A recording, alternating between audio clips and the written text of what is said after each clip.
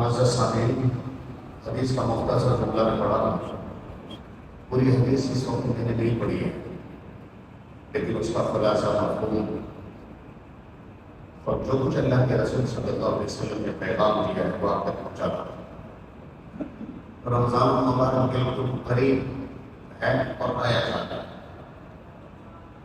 2 مہینہ پہلے سے دعا کر رہے تھے کہ دعا اللہ کے رسول صلی اللہ علیہ وسلم نے ہم لوگوں کو سکھائی تھی. اللہ مبارک لنا فی رجب شعبان وبلغنا رمضان. اے اللہ ہمارے لیے رجب کے مہینے میں برکت عطا فرما اور شعبان کے مہینے میں بھی، اور رمضان المبارک کی دولت سے ہمیں مالا مال کرنا. اور آپ خوش قسمت ہیں، کچھ مانگنے والے ہوں گے، کچھ ایسے ہوں گے جنہوں نے اس دعا پر آمین کہی تھی، اور کچھ مقدر کے دھنی ہوں گے بغیر مانگے بھی اللہ تعالیٰ نے عطا کر دیا ہے. تو دعا قبول ہوئی اور انشاءاللہ خوش قسمت لوگوں کو یہ ضرور دولت ملے گی. رمضان جس کی دعا کر رہے ہیں بالکل قریب آیا تھا. کہتے ہیں مالک کے مارنے میں پیار اور پیار کے اندر میں پیار. اپنی خوشی سے اگر یہ دولت دے دی اللہ تعالیٰ نے ہم مالا مال ہو گئے. اور کچھ لوگ ایسے ہوں گے جس کے دل کے اندر تڑپ ہے لیکن وہ دولت نہیں ملی، اس سے پہلے دنیا سے چلے گیا ہے، تو مانگنے کا اجر ضرور ملے گا اسے. جیسے روایتوں میں آتا ہے 2 بھائی تھے، ایک اللہ کے راستے میں شہید ہو گئے. شہید کا درجہ بہت اونچا ہے. 1 سال کے بعد دوسرے بھائی کا فطری طور پر انتقال ہوا. اللہ کے رسول صلی اللہ علیہ وسلم نے ارشاد فرمایا میں نے خواب میں دیکھا، اللہ نے بتایا مجھے جو 1 سال کے بعد انتقال کیا ہے وہ جنت میں پہلے داخل ہوا. یعنی جو 1 سال پہلے شہید ہوا تھا اس سے پہلے جو فطری طور پر اپنے بستر پر انتقال کیا تھا وہ پہلے جنت میں داخل ہوا. صحابہ نے پوچھا یا رسول اللہ شہید کا درجہ تو بہت اونچا ہے، کیا تم یہ نہیں دیکھتے سال بھر تک یہ زندہ رہا، روزہ رکھا، عمرہ کیا، حج کیا، نمازیں پڑھی، صدقہ و خیرات کیا، جتنے اعمال اس وقت سے ہو گئے. کبھی اللہ تعالیٰ کرنے پر عطا فرما دیتے ہیں اور اس کی شان بے نیاز ہے. انسان کی طرف کو، جذبے کو، بلبلے کو اللہ تعالیٰ دیکھتا ہے اور عطا کر دیتا ہے. بہرحال یہ مبارک مہینہ بالکل قریب پہنچ رہا ہے. دعائیں تو ضرور کرنے چاہیے، دعا کرنے والا کبھی محروم نہیں ہوتا. کئی باتیں آئیں گی صبح کے اندر اور اس وجہ سے ایک موضوع پر کھل کر کے بات نہیں ہو پائے. ایک روایت میں آپ کو سناتا ہوں. آدمی کے سامنے اگر میدان ہو، فیلڈ ہو اور منزل ہو آدمی کے سامنے اور ان کو اگر معلوم ہو جائے کہ تمہیں ایسے ایسے چلنا چاہیے تو منزل تک پہنچتا ہے. منزل پر پہنچنے کے بعد پھر وہ کوشش کرتا ہے کہ نہیں آگے اور کس طریقے سے جائیں گے تو بہت ساری چیزیں چھوٹ جائیں گی اس سے. تو عقل مند آدمی وہی ہے جو وقت سے پہلے تیاری کرے. روایت الگ الگ ہے.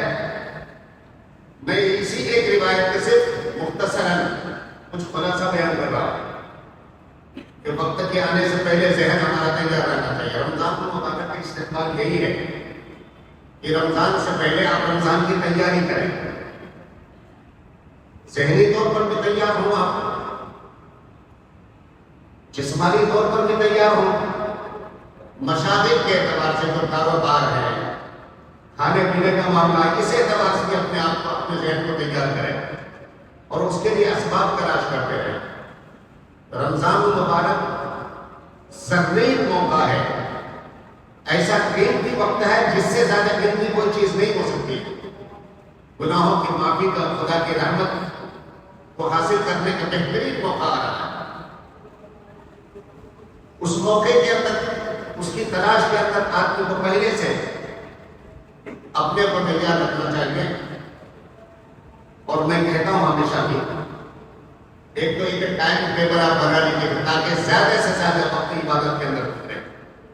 رمضان مبارک کے اندر ایک روزے رکھنے کا مسئلہ ہے، دوسرے تراویح کا مسئلہ ہے، تیسرے نوافل کا مسئلہ ہے، سحر افطار وغیرہ کے سارے مسائل ہیں. لیکن زیادہ جو مشکلات ہوتا ہے اس وقت جب آدمی سارا وقت کام کرنے کے اندر لگ جائے، ہر وقت صبح سے لے کر کے شام تک اسی کام کے اندر لگا ہوا ہو. روزے کی کیا حالت ہے، پھر معلوم ہوا شام کے وقت طبیعت کمزور ہو گئی ہے، جھنجھلاہٹ شروع ہو گئی ہے، چھوٹی چھوٹی بات کے اندر جھگڑنا لڑنا، گھر کے اندر آئے تو وہاں پر بھی اپنے بچوں کے ساتھ دوستوں میں ملے تو وہاں پر بھی موڈ خراب ہو کر کے ہے. اللہ کو شاید ایسی عبادت کی بالکل ایسی عبادت کا اللہ تعالیٰ خواہش مند نہیں ہے کہ تم اللہ کو راضی کرنے کے لیے اللہ کے بندوں کے اوپر اپنا غصہ اتار کرو. روزہ کی روح باقی نہیں رہ پاتی کیونکہ کسی عمل کے مقبول ہونے کی ظاہری نشانی یہ ہے کہ آدمی کے اندر عاجزی پیدا ہو، انکساری پیدا ہو، تواضع پیدا ہو، ایک دوسرے کے دکھ درد کے اندر شریک ہونے کا جذبہ پیدا ہو. اگر مالی اعتبار سے کوئی جذبہ پیدا ہونا چاہیے، عاجزی ہو، انکساری ہو. بڑا پر اپنے تکبر اور غرور دکھانے کی ضرورت نہیں ہے. رقت پیدا ہو، ایک قسم کا خدا کا خوف اور ڈر پیدا ہو. کسی بھی عبادت کے قبول ہونے کے لیے ظاہری نشانی ہے. رمضان مبارک کے اندر ہمارا ٹیمپر بڑا ہوا رہتا ہے، غصے سے بالکل کوئی شخص بات کرنے کے لیے نہیں جا رہا، برا ہو کر کے ہے کہ بھائی کس کے لیے رکھا ہے کہ روزہ، کس کو غصہ دکھا رہے ہیں، بوڑھا ہو کر کے کسی سے بات نہیں کرنا چاہتے ہو. یہ کیسا ہوتا ہے؟ یہ کب پیدا ہوتا ہے جب آدمی اپنے وقت کو خالی نہیں کرتا. بس مشین کی طرح آپ دیکھیے جو شخص موبائل میں لگا ہوا ہو اور انٹرسٹ ہو اس کو دیکھنے کا، بیچ میں جا کر کے آپ کچھ بولیے تو جھنجھلاہٹ شروع ہو جاتی ہے نا، ڈسٹرب کر رہے آپ ان کو. یہ انسان کی فطرت ہے، انسان کا نیچر ہے. یہ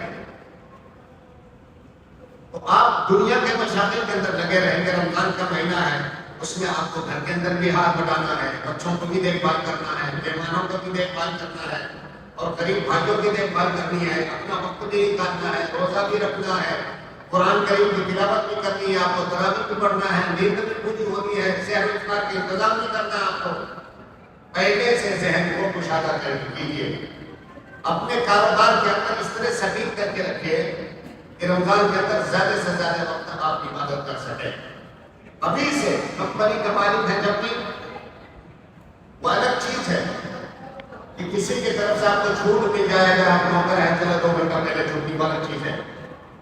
مالکوں کے واسطے یہی حکم ہے اگر کوئی شخص روزے کی حالت میں اپنے ملازمین کے لیے، اپنے نوکروں کے لیے آسانی پیدا کر دیتا ہے تو اللہ تعالیٰ نے اس کی مغفرت کا وعدہ کیا. مالک لوگوں کو بھی سوچنا چاہیے، کام کرنے والے لوگوں کو بھی سوچنا چاہیے، اپنا وقت خالی کیجیے، ابھی سے کام کو سمیٹنے کی کوشش کیجیے. رمضان المبارک کے اندر بازار جانا تو ہر دوپہر کے بعد ذرا مشکل ہوتا ہے. آپ کاروبار میں رہیں اسی وقت آپ کو بازار جانا ہے، چھوٹے موٹی چیزوں کے لیے جانا والا چیز رمضان سے پہلے اپنے جو خوراک ہے، راشن ہے اور دوسری چیزیں ہیں پہلے سے تیار کر کے رکھ لیجیے گھر کے اندر. ابھی سے حساب لیجیے، آپ ابھی سے دیکھیے رمضان آنے کے بعد نہیں، رمضان سے پہلے حساب کیجیے آپ میرے اوپر کتنا زکوٰۃ ہو رہا ہے. ماحول اپنے یہاں یہی ہے کہ رمضان کے اندر زکوٰۃ ادا کرتے ہیں، رمضان کے اندر ہی مدد کرتے ہیں. ابھی سے آپ کو حساب کرنا شروع کر دیجیے. آپ کتنا لینا ہے، کتنا دینا ہے، لسٹ بنائیے کس کو دینا ہے. یہ سارا کام آپ کو رمضان سے پہلے کرنا چاہیے تاکہ رمضان آئے تو پورا کا پورا ہو آپ اس کی عبادت میں لگا سکیں، خدا کو منانے کے اندر لگا سکیں. یہ یاد رکھیں ایک عبادت دوسری عبادت کے لیے ممکن اور معاون اور سپورٹر ہوتی ہے. آپ جب ایک عبادت کریں گے اس عبادت کی وجہ سے دوسری عبادت آپ کے لیے آسان ہو جاتی ہے. رمضان مبارک کا جو روزہ رکھتے ہیں، ایک مہینہ کا جو کورس ہے، یہ پورے مہینے کی عبادت آپ کے 11 مہینے کی عبادت کے لیے ایک طرح سے ممکن ثابت ہوتی ہے، سپورٹر ثابت ہوتی ہے، مدد کرنے والی ثابت ہوتی ہے. 11 مہینے تک آپ کے اندر ایک جذبہ باقی رہتا ہے کیونکہ ایک مہینے کی پریکٹس 11 مہینے کی عمر بھاری ہو جاتی ہے۔ ابھی آپ اگر کچھ دینے کے لیے ذہن بناتے ہیں تو 11 مہینے تک بھی آپ کا ذہن کھلا ہو رہے گا۔ تو بہرحال حضرت کعب بن عجرہ رضی اللہ تعالیٰ عنہ کی روایت ہے کہ رسول صلی اللہ علیہ وسلم منبر پر تشریف فرما ہو گئے، منبر پر چڑھے، صحابہ کرام سے ارشاد فرمایا کہ حضور منبر کے قریب آ جاؤ، قریب ہو جاؤ۔ صحابہ کرام قریب ہو گئے، آپ صلی اللہ علیہ وسلم منبر پر چڑھنے لگے۔ پہلے اسٹیپ پر جب پاؤں رکھا آپ نے آمین کہا، اس کے بعد دوسرے اسٹیپ پر جب پاؤں رکھا آپ نے سینہ کے اوپر تو پھر کہا آمین، پھر تیسرے سینے کے اوپر پاؤں رکھا پھر کہا آمین۔ جو بات اللہ کے رسول صلی اللہ علیہ وسلم نے ارشاد فرمائی، وہ فرمانے کے بعد جب منبر سے نیچے اترے اور آپ جب فارغ ہو گئے تو صحابہ کرام نے آپ سے کہا کہ رسول اللہ آج ایک بات سنی ہے، آج سے پہلے کہ سننے کو بھی نہیں ملا تھا، دیکھنے کو بھی نہیں ملا۔ آپ منبر پر تشریف فرما پہ چڑھنے لگے، آمین کا، پھر چڑھے، پھر آمین کا، پھر اوپر چڑھے تو آمین کا، کہ نہیں میں جس وقت منبر پر چڑھ رہا تھا اسی وقت جبرائیل امین میرے پاس آئے اور پہلے زینے کے اوپر جب میں نے پاؤں رکھا تھا تو جبرائیل امین نے کہا یا رسول اللہ برباد ہو جائے وہ شخص جو رمضان المبارک کا مہینہ پائے اور پھر بھی اپنی مغفرت نہ کرا پائے، وہ شخص برباد ہو۔ آپ نے کہا آمین۔ ایک روایت میں آتا کہ اللہ کے رسول ارشاد فرمایا کہ جبرائیل نے مجھ سے کہا کہ کہو آمین۔ یہ زیادہ پریشر والا معاملہ آتا ہے۔ اور جب دوسرے پر میں نے پاؤں رکھا تو جبرائیل امین نے کہا کہ برباد ہو وہ شخص جس کے سامنے آپ کا نام لیا جائے صلی اللہ علیہ وسلم اور آپ پر درود نہ پڑے، وہ شخص برباد۔ ہلاکت بربادی مقدر اس شخص کے لیے۔ درود پڑھنے کا مطلب یہ پورا درود پڑھنا ضروری نہیں ہے، کم سے کم اتنا صلی اللہ علیہ وسلم یہ بھی درود ہے۔ آپ کا نام سنے تو درود پڑھے، نہیں پڑھنے والا برباد ہو۔ میں نے کہا آمین۔ پھر آپ صلی اللہ علیہ وسلم نے تیسرے سینے کے اوپر جب پاؤں رکھا تو جبرائیل نے کہا برباد ہو وہ شخص جس کے والدین میں سے دونوں یا ایک بڑھاپے کو پہنچ جائے اور وہ شخص اس کی خدمت کر کے اپنے واسطے جنت حاصل نہ کر دے۔ میں نے کہا آمین۔ یہ تین باتیں جو اللہ کے رسول صلی اللہ علیہ وسلم نے ارشاد فرمائی، تینوں ہماری زندگی کا اہم حصہ ہے۔ رسول کے بغیر ایمان مکمل نہیں۔ من لم یشکر الناس لم یشکر اللہ، جو خدا کے بندوں کا شکر ادا نہ کرتا ہو وہ خدا کا شکر گزار بندہ ہو ہی نہیں سکتا۔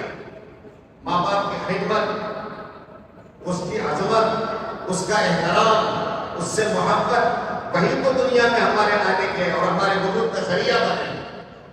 اس کا احسان کا بدلہ یہی تھا۔ بڑھاپے کے اندر ہر ماں باپ کی ایک تمنا ہوتی ہے میرے بچے میرے بازو بنے، جب میں چل نہ سکوں، جب میں اٹھ نہ سکوں، جب میں آگے نہ بڑھ سکوں۔ اور رمضان المبارک آپ جانتے ہیں اچھی طریقے سے، یہ مہینہ ہی اللہ تعالیٰ کے کرم کا مہینہ ہے، اللہ تعالیٰ کی جانب سے نوازش کا مہینہ ہے، مغفرت کا مہینہ ہے، رحمت کا مہینہ ہے، ہم گنہگاروں کے گناہوں کو ختم کرنے کا مہینہ ہے۔ اور پھر بھی آپ کی کوشش نہ کریں، روزے کو بوجھ سمجھے، بڑا مشکل ہے، اندازہ لگائیں اس سے زیادہ برباد کون ہوگا۔ یہ حدیث اصل میں رمضان المبارک سے پہلے آپ ذہن کے اندر اس کا استحضار رکھیے کہ رمضان آ رہا ہے، مغفرت حاصل کرنی ہے، مالک کو منانا ہے۔ منانے کے لیے جو بھی طریقے ہوں، کوئی بھی کام کرنا ہوتا ہے، ہم لوگوں کو کہیں جانا ہو تو سارا کام ایک طرف کر کے سمیٹ کر کے پھر ہم جاتے ہیں کہ نہیں ایئرپورٹ جانا ہے مجھے اتنے بجے فلائٹ، پہلے سے سارا کام ہم یہ کر لیتے ہیں۔ کاروبار کے لیے جاتے ہیں، کوئی اچھا موقع آ گیا تو پتا نہیں کتنا پن سبق کر کے اور کتنا تیاری کر کے ہم لوگ گھر سے نکلتے ہیں۔ ایک رمضان اگر کسی کو مل جائے، 70 سال کا پاپی بھی اگر ہے تو اس کے گناہوں کی مغفرت کے لیے کافی ہے۔ ایک رمضان اگر کسی کو صحیح طریقے میں مل جائے، مالک قبول کرنا چاہیے اور اس کے لیے منوانے کے لیے ہمارے دل کے اندر جذبہ ہونا چاہیے۔ اس کے لیے تیاری بھی کرنی چاہیے، اسباب بھی اور ذرائع بھی تلاش کرنا چاہیے۔ ایک بات یاد رکھیں، بار بار یہ حدیث آئے گی آپ کے سامنے، من صام رمضان ایمانا واحتسابا غفر له ما تقدم من ذنبه۔ رمضان کے اندر جو شخص ایمان اور احتساب کے ساتھ روزہ رکھتا ہے، ایمان اور احتساب، ایمان اور احتساب کا مطلب یہ ہو گیا کہ اللہ تعالیٰ نے جو وعدہ کیا بالکل سچا ہے، خدا برحق ہے، اس کا وعدہ بالکل سچا ہے۔ انہوں نے ان اعمال کے اوپر جو جزا اور جو بدلہ اور ثواب دینے کا وعدہ کیا بالکل سچا ہے، یقیناً ہم کو ملے گا۔ ہر نیکی کرتے وقت دل کے اندر یہی جذبہ ہو کہ اللہ تعالیٰ نے دینے کا وعدہ کیا ہمیں ملے گا انشاءاللہ۔ یہ استحضار کا نام ایمان و احتساب ہے۔ عام طور پر لوگ سبھی ماحول رمضان کے اندر مل جاتا ہے، سب روزے رکھتے ہیں، پھر میں نہیں رکھوں تو لوگ کیا کہیں گے، پھر کیا لوگوں کے کہنے کی وجہ سے، لوگوں کو دکھانے کی وجہ سے، لوگوں کو خوش کرنے کی وجہ سے روزہ رکھ رہے ہیں ہم، تو روزے کی روح نکل جائے گی۔ حدیث میں آتا ہے کتنے روزے دار ہیں بھوک اور پیاس کی تکلیف کے علاوہ اس کو کچھ ملنے والا نہیں ہے۔ اللہ ویسے روزے کی کوئی ضرورت نہیں۔ یہ کیفیت ہوتی ہے، ایک استحضار ہونا چاہیے، نیت ہر کام کے اندر نیت۔ وضو کرنے جائیں، گئے بیٹھے اٹھے، یہ مسئلہ فقہی ہے کہ وضو ہوگا یا نہیں والا چیز ہے، لیکن وضو کی روح، عبادت کی جان نیت ہے۔ بیٹھے وضو کرتے وقت اللہ تعالیٰ نے اس وضو کے اوپر ہمارے گناہوں کی معافی کا وعدہ کیا۔ نماز پڑھیے، یہ اللہ تعالیٰ کا معراج ہے کہ اللہ سے بات کرنے کا موقع مل رہا ہے، گناہ بخش دیتا ہے اللہ تعالیٰ اس کے ذریعے۔ ہر عمل کو کیجیے ایمان اور احتساب کے ساتھ، انشاءاللہ اس کے اندر انقلابی کیفیت پیدا ہوگی۔ تو رمضان المبارک آ رہا ہے، اس کے لیے اپنے آپ کو تیار کیجیے، وقت کو سمیٹیے، کام کو سمیٹ لیجیے، وقت کو مرتب کیجیے، آپ ٹائم ٹیبل تیار کر لیجیے۔ رمضان المبارک کے اندر بس ایک ہی دھن، ایک ہی فکر، ذہن کے اندر ایک ہی تصور، بس خدا کو منانا ہے مجھے۔ اس طریقے سے رمضان گزارنے کی کوشش کیجیے۔ ایک بات میں اور ذرا کرنا چاہتا ہوں، پہلی بات کہی تھی آپ سے، بات آئے گی انشاءاللہ، اجتماع ہو گیا ہے، آپ کو رمضان سے پہلے تیاری کے لیے کیا کرنا چاہیے، انشاءاللہ بات آئے گی۔ ہم مسلمان ہیں، ما جاء به الرسول صلی اللہ علیہ وسلم، اللہ کے رسول جتنی چیزوں کو لے کر کے آئے ہیں اس پر ایمان لانا یہ ہمارے لیے بہت ہے۔ جتنی باتوں کی خبر دی اور جو کرنے کے لیے کہا گیا ہے وہ ساری باتوں پر ہمارا ایمان ہے۔ ما جاء به الرسول، اس کو ہم مانیں، ہم مسلمان ہیں۔ ہم کو ایک ایک چیز بدلائی کے لیے مذاق اڑایا کرتے تھے صحابہ کرام کا، یہودی لوگ، ارے کیسے تمہارے نبی یہ نہیں بتاتے وہ نہیں بتاتے، کہاں باپ سے زیادہ شفیق میرا نبی ہے، باپ جیسے ہدنا مدرا سکھاتا ہمارے نبی وہ بھی سکھاتے ہیں، ہمیں کیسے پیشاب کرو گے، مکھانا کیسے کرو گے، وضو کیسے کرو گے، کھاؤ گے پیو گے کس طریقے سے، زندگی کا ہر راز ہمارے نبی صلی اللہ علیہ وسلم نے ہم کو بتایا۔ وہی نبی کریم صلی اللہ علیہ وسلم نے معاشرتی مسائل کے اندر بہت ساری باتیں بتائی۔ ایک روایت بتا رہی، ایمان بر و صبر و شعبہ افضلها لا الہ الا اللہ وادناها عبادۃ الاعداء بالطریق والحیاء شعبۃ من الایمان۔ لوگوں، ایمان کا 70 سے زیادہ شاخیں ہیں، 70 سے زیادہ، ان میں سے سب سے اونچی شاخ، سب سے اونچا درجہ میں ایمان کا ہے وہ یہ ہے کہ آدمی لا الہ الا اللہ کہنے والا بنے، اور سب سے نیچے درجہ جو ایمان کا ہے راستے سے تکلیف دینے والی چیزوں کو ہٹائے۔ اس کا مطلب یہ ہوا راستے سے تکلیف دینے والی چیزوں کو اگر نہیں ہٹا تو ایمان کا آخری حصہ بھی ختم، جو نیچے درجہ تھا وہ ختم ہو گیا، ایمان کا حصہ کہاں باقی ہے؟ اور شرم اور حیا ایمان کا حصہ ہے۔ ایک روایت میں جا کے رسول صلی اللہ علیہ وسلم نے ارشاد فرمایا اتقوا عن سبع الموبقات، یا اتقوا عن الملعنات، لعنت کا سبب بننے والی چیزوں سے اپنے آپ کو بچاؤ۔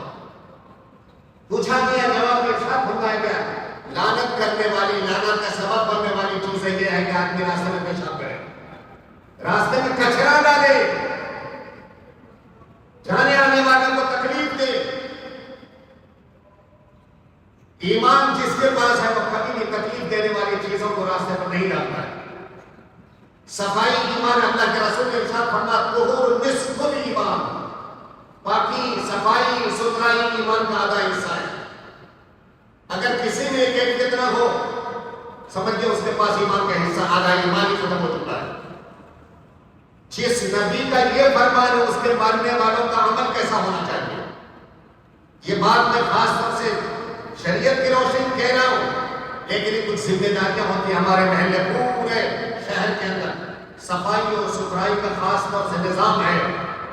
ہر جگہ چلے جائیں آپ کسی محلے کے اندر اتنا صاف ستھرا نظام ہے، روڈ کے اوپر کچرا نہیں ملے گا، گھروں کے اندر نہیں، گھر بھی صاف ہے۔ خیر مسلم عورتیں ہم نے دیکھا تھا تو بیچاری صبح جلدی اٹھتی ہیں، گھر کو صاف کرتی ہیں کارپوریشن کے پانی سے، اس وقت پانی آتا، گھر کے سامنے بھی دھوتی ہیں، اس کے بعد پوجا پاٹ کرتی ہیں، اس کے بعد گھر کا جو ناشتہ وغیرہ تیار کرنے کے بعد بچوں کو اسکول بھیجنا، خود کے ڈیوٹی کر جاتی ہیں۔ صبح جلدی اٹھتی ہیں جس وقت اللہ کی طرف سے روزی تقسیم کی جاتی ہے، اب اس وقت سوائے دے رہے ہیں۔ پورے شہر کے اندر بلکہ پورے ہندوستان کے اندر بھارت کی صفائی، شہر کی صفائی، محلے کی صفائی، گھر کی صفائی ایک مستقل پروگرام چل رہا ہے۔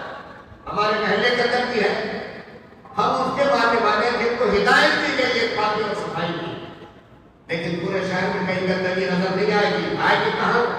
جہاں مسجد ہے، جہاں مسجد ہے کچرا دیکھنے کے بعد آدمی آنکھ بند کر دے گا، یہ کہ آنکھ بند کر کے کہے گا کہ مسلمان کو بتائے گا۔ کیوں؟ رسول کے فرمان پر عمل نہیں کرنے والے کیا وہ مسلمان کہلانے کا مستحق ہے؟ کیا خدا کے سامنے سرخرو ہونے کا وہ حق ہے؟ کیا وہ امید کرتا ہے جان بوجھ کر کے ان کا کام کرتا ہے قیامت اور نبی کی شفاعت اسے نصیب ہوگی؟ لعنت بھیجتے ہیں۔ اللہ کے رسول نے ارشاد فرمایا لعنت کا سبب بننے والے کام مت کرو۔ آپ ڈال دیے آدمی جا رہا ہے، گاڑی منہ سے نکلتی ہے، لعنت بڑھتا ہے۔ کیسے بدتمیز لوگ ہیں، ماں باپ کو بھی گالی دے کر کے جاتے ہیں وہ لوگ۔ یہ ذریعہ کون بنا؟ ہم اور آپ بنے۔ اور اگر خدا نے خاص کر وہی ٹائم مقبولیت تو ہو، اس نے کہا برباد ہو گیا سارا آدمی، اللہ تعالیٰ نے قبول کر دیا، کچرا ڈالنے کی وجہ سے برباد ہو جائے۔ ایک تو مسجد، دوسرا قبرستان، مسلمانوں کا شہر خاموشان، جہاں جانے کے بعد ہر ایک کو خدا یاد آتی ہے۔ تمہارے باپ کا سوئے ہوئے، اس کے گھر کے سامنے تم کچرا، بدبو اور گندگی ڈال رہے ہو، شرم آنی چاہیے تم لوگوں کو۔ گھر کے اندر ہوتا کیا ہے؟ ماں اپنے بچوں کو کہتا ہے جاؤ کچرا پھینک کر کے آؤ، بچے کو معلوم نہیں کہاں پھینکے۔ میرے گھر کے سامنے کئی مرتبہ کچرے کا گولی پھینک کر کے لوگ جاتے ہیں۔ کچرا ہمارا نہیں، باہر سے لوگ آتے ہیں، سوچتے ہیں وہاں بس یہاں چھوڑ کر کے چلے گا، میں نکلوں گا میرے دل میں کیا گزرے گا، یا کسی دوسرے مسلمان کے دل میں کیا گزرے گا۔ مدرسے کے سامنے لوگ کچرا لا کر کے ڈالتے ہیں۔ یہ آپ کی ذمہ داری نہیں، بتائیے آپ گورنمنٹ نے کہاں کہاں تک انتظام کرے گی؟ آپ کیا ہگڑا مدرا بھی دھلائے گی گورنمنٹ؟ صفائی آپ کا ذمہ، آپ کی ذمہ داری ہے، ایمان کا حصہ ہے، سماج کا حصہ ہے، معاشرے کا حصہ ہے۔ اور کہیں ایسا نہ ہو کسی کو سے پختوانی کرے اور پھر روتے رہتے ہیں ڈاکٹر نے علاج کرنے سے انکار کر دیا، ایسے نہیں، بھیک مانگنے پر مجبور ہوتا ہے۔ کیوں پختوائی لیتے ہو کسی کی؟ محلے ہر 7 دن کے اندر کچرا اٹھانے کے لیے کارپوریشن سے آدمی آتا ہے۔ جمعہ کے روز سوکھا پلاسٹک کاغذ وغیرہ لے کے جاتے ہیں، کچا کچرا لے کے نہیں جاتا ہے۔ جمعہ کے روز کا کچرا پیک کر کے رکھ لیجیے، سنیچر کے روز آتے ہیں، چھوڑ دیتے ہیں کیا؟ دوسروں کے گھر کے سامنے کیوں ڈال رہے ہیں؟ روڈ کے اوپر کیوں ڈال رہے ہیں؟ روڈ آپ کے باپ کی جگہ نہیں ہے، اس میں ہر شخص کا حصہ ہے، ہر شخص کا حق ہے۔ اس کی کارپوریشن کی طرف سے، ہمارے جو خاص طور سے کارپوریٹر ہیں ان کی طرف سے، ہمارے صدر محترم کی طرف سے، ہمارے کمیٹی کی طرف سے خاص طور سے مسلمانوں سے اپیل کی جاتی ہے کہ مسجد ہے، قبرستان ہے، تمہارا محلہ ہے، تمہاری عزت ہے، تمہارا ایمان کو لوگ جانچ رہے ہیں کیسے مومن ہو تم لوگ۔ خدا کا واسطہ ہے آپ لوگوں کو کارپوریشن کی طرف سے جو گاڑیاں آتی اس وقت وہاں تک کچرا پہنچائے گی. اگر نہیں لے کے گئے لوگ راستے میں مت ڈالیے. قبرستان کے سائڈ کے حصے کو بار بار صاف کیا جاتا ہے. یہ مسجد کے آنے کا حصہ آنے کا راستہ ہے. مسجد کی توہین کی عزت کیوں ہوتی ہے؟ وَمَنْ أَظْلَمُ مِمَّنْ مَنَعَ مَسَاجِدَ اللَّهِ أَن يُذْكَرَ فِيهَا اسْمُهُ وَسَعَىٰ فِي خَرَابِهَا. اس سے بڑا ظالم کوئی نہیں ہے جو مسجد کو برباد کرنے کی کوشش کرتا ہو، لوگوں کو مسجد میں آنے سے روکتا ہو. کچرا ہو، بدبو ہو، کون آئے گا مسجد کے اندر؟ گویا کہ آپ روک رہے ہیں. آپ سے بڑا کوئی ظالم نہیں ہے. ظالم وہی ظالم ہے جس کو خدا ظالم کہتے ہیں. ظالم کی سزا بہت سخت ہے. خدا تعالیٰ جب انتقام کے اوپر آتا، بدلے کے لیے آتا ہے، تو وہ ہاتھ ہی باقی نہیں رہتا تو کچرا ڈالنے کے لیے آئے. کیمرہ لگا دیا گیا ہے، کیمرہ لگایا گیا ہے. اگر پھر بھی کسی پر کیمرہ کے اندر اگر آ گیا فوٹو تو کارپوریشن سخت ایکشن لے گا. کتنا جرمانہ ڈالا جائے گا، جیل میں ڈالا جائے گا، آپ جانیے. آپ کی عزت آپ کے ہاتھ میں ہے. واٹس ایپ کے اندر اگر ڈال دیا گیا فوٹو، شہر میں منہ دکھانے کے قابل نہیں رہیں گے ہم لوگ. تو اس لیے گزارش ہے آپ لوگوں سے کہ شہر کو، محلے کو، مسجد کے اطراف کو، قبرستان کو صاف رکھنے کی کوشش کیجیے. اس کا اجر ملے گا. جو لوگ ذمہ دار ہیں، گھر کا جو ذمہ دار ہے، محلے کے جو ذمہ دار ہے، ان لوگوں کو بھی ذمہ داری ہے. اگر آپ دیکھیں تو آپ ان کو روکیے، سمجھائیے ان کو کہ محلہ ہمارا ہے، ہم اپنے محلے کی حفاظت اور صفائی کا انتظام کریں. یہ غلط چیز ہے. ایک غلط کام کو جب 10 آدمی غلط کہیں گے وہ غلط کام ختم ہو جائے. رمضان المبارک آنے والا، اس کی تیاری کیجیے اور اپنے شہر کی، اپنے محلے کی، اپنے اطراف کی، اپنے گھر کی، اپنے ماحول کے صفائی کا انتظام کیجیے. دیکھ رہے ہیں آج کل وائرس کتنا پھیل رہا ہے. یہیں سے پھیلتا وہ وائرس یہیں سے پھیلتا، گندگی سے پھیل رہا ہے وہ. ابھی اگر خدا خواستہ ایک آدھ بارش ہو جائے، یہی کچرے کے اندر پانی مل کر کے پھر ڈینگو اور ملیریا، نہ معلوم کس قسم کی بیماریاں شروع ہو جائیں گی. میرے دوستو، آپ حضرات سے اپیل ہے، گزارش ہے، آپ ان دونوں باتوں پر غور کیجیے. رمضان المبارک کے واسطے ذہنی طور پر تیاری کیجیے. محلے کی صفائی کا عزم کیجیے. بتائیے اسلام صاف ستھرا، ان اللہ نظیف یحب النظافہ. اللہ تعالیٰ صفائی کو پسند کرتا ہے. اللہ صاف اور ستھرا ہے، صفائی کو پسند کرتا ہے.